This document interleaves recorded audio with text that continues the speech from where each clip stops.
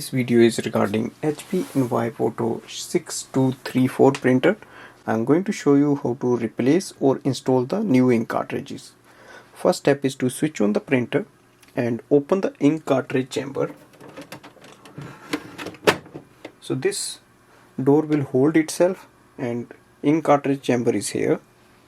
Simply press the ink cartridge and they will come out and you just have to take them out. And it uses ink cartridge number 64. Now the black go to the black side, so simply place it here and push it in.